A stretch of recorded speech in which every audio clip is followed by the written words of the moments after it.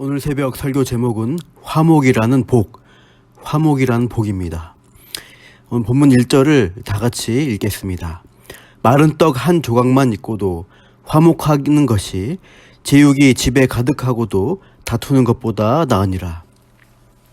마른 떡 한 조각으로 화목한 것이 제육, 즉 고기 반찬이 가득하고 다투는 것보다 낫다. 다시 말해 없던 시절 콩 한쪽도 나눠 먹으며 화목했던 게 더 나았다는 말씀입니다. 몇 년 전에 스카이캐슬이라는 드라마가 화제가 된 적이 있었죠. 대한민국 0.1%의 상위 계층이 스카이캐슬이라는 곳에 모여 살면서 자녀들이 최고의 대학에 진학하여 권력과 부를 자손 대대 누리려고 한다는 사회풍자 드라마였습니다. 엄청난 부를 누리면서 그 부를 유지하기 위해 그들의 자녀 역시 최고의 대학을 발판으로 성공시키려고 합니다. 교양과 명성, 부귀를 다 누리는 그들의 삶에 나타난 현상은 무엇입니까? 음모와 술수, 시기 질투가 난무하는 현장이었습니다. 물론 드라마이지만 그렇게 누리며 살려고 애쓰는데 다투고 경쟁하고 미워하며 그렇게 살면 과연 행복할까 하는 생각을 하게 되었습니다. 인간이 잃어버린 중요한 것을 다시 회복시키려고 하는 그 중요한 덕목을 성경은 화목이라고 가르쳐 주십니다. 예수님은 진정한 복을 누리는 삶을 화평케 하는 것으로 말씀하셨습니다. 마태복음 5장 9절에 화평하게 하는 자는 복이 있나니 그들이 하나님의 아들이라 일컬음을 받을 것이며, 불화하고 싸우고 다투는 죄된 삶에서 깨어진 관계를 회복시키는 것이 바로 하나님이 기뻐하는 삶이라는 겁니다. 그리고 그게 하나님의 아들이라고 일컬음을 받는 그런 열매가 된다고 가르쳐 주십니다. 하나님과 하나님의 아들이신 예수 그리스도가 하신 일이 바로 화목의 일이었습니다. 한번 찾아보시죠. 고린도후서 5장입니다.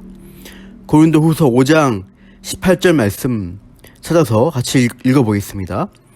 모든 것이 하나님께로서 났으며 그가 그리스도로 말미암아 우리를 자기와 화목하게 하시고 또 우리에게 화목하게 하는 직분을 주셨으니, 성경의 약속인 새로운 피조물이 되게 하시는 모든 구원의 일들이 하나님께로서 났다고 합니다. 하나님의 뜻과 목적인 것이죠.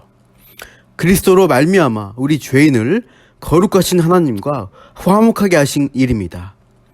영적 생명을 잃고 반역하는 죄성을 지닌 인간이 하나님과 관계가 깨어진 채로, 다시 말해 하나님과 불화한 상태로 살아가는 인간에게 하나님과의 관계를 회복시켜 화목하게 하는 일을 그리스도가 이루어 주신 것이죠. 하나님과의 화목을 경험하여 하나님의 아들로 일컬음을 받게 된 신자는 이제 화목하게 하는 직분을 받았습니다. 계속 고린도후서 5장 19절 같이 읽어보시죠. 곧 하나님께서 그리스도 안에 계시사 세상을 우리와 자기와 화목하게 하시며 그들의 죄를 그들에게 돌리지 아니하시고 화목하게 하는 말씀을 우리에게 부탁하셨느니라. 하나님께서 우리에게 부탁하신 일이 무엇이냐? 화목하게 하는 말씀이라고 합니다.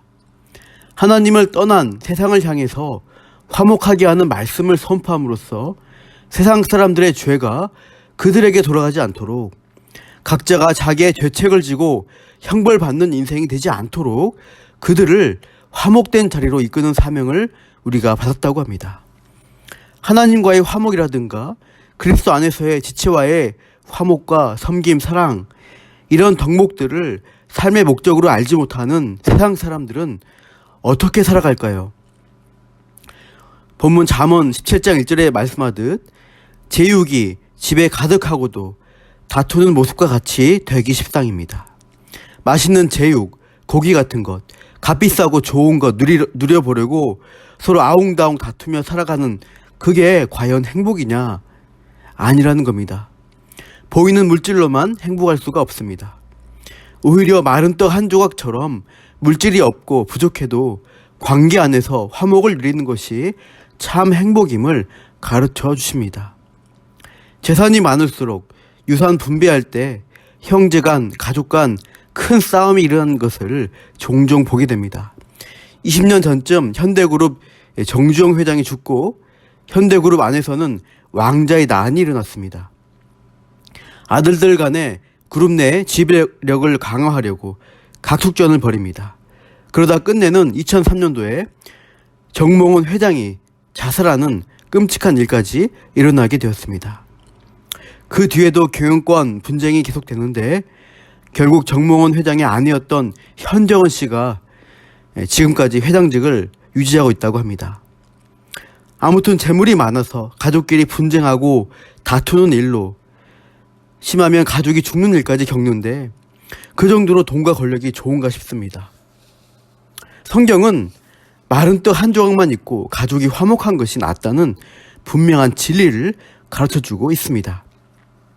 궁극적으로는 예수 그리스도를 통하여 하나님과 화목하고 이웃에게 화목의 말씀을 전하는 삶이 가장 복되다고 분명히 가르쳐 주십니다.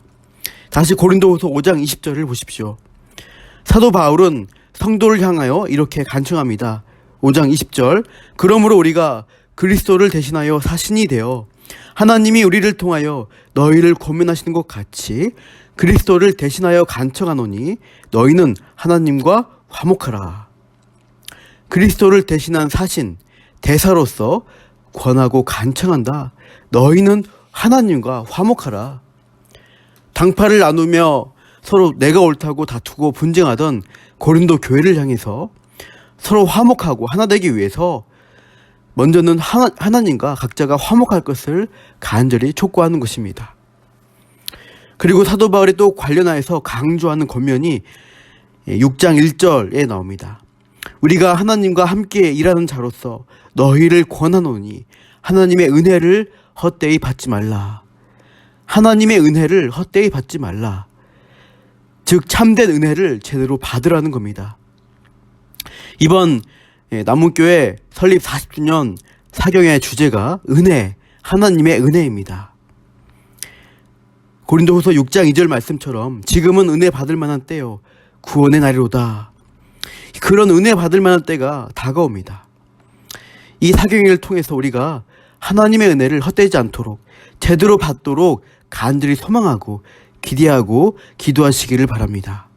그렇게 하여서 하나님과의 관계가 더욱 풍성해지고 화목해져서 그 화목하게 하신 말씀을 살아내며 나눔으로써 우리의 가정과 교회 공동체, 우리가 만나는 이웃들 간에 그 살아계신 그리스도의 향기, 선한 영향력을 끼치는 저와 여러분 되시기를 축복합니다.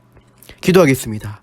하나님 아버지, 세상은 풍성한 먹을 것, 재물 가지고 다투고 싸우는데 성경은 마른 떡 한 조각으로도 그리스도 안에서 화목을 누릴 수 있다는 진리를 증거합니다. 하나님이 모든 것을 이루시기 위해 예수님을 보내주셨고 예수님을 통해서 우리는 하나님과 화목하게 된 하나님 자녀가 되었습니다. 그리고 세상을 향해 화목하게 하는 말씀 맡은 자로 부르셨습니다. 우리 힘으로 화목을 전할 수 없습니다. 하나님으로부터 더 큰 은혜를 받아 누릴 때 그 풍성한 은혜로 말미암은 화목의 능력을 우리를 통하여 나타내어 주옵소서. 오늘도 우리 가정에서나 밖에서 만나는 사람들에게 그 화목을 증가할 수 있도록 사용하여 주옵소서. 감사하며 예수님의 이름으로 기도합니다. 아멘.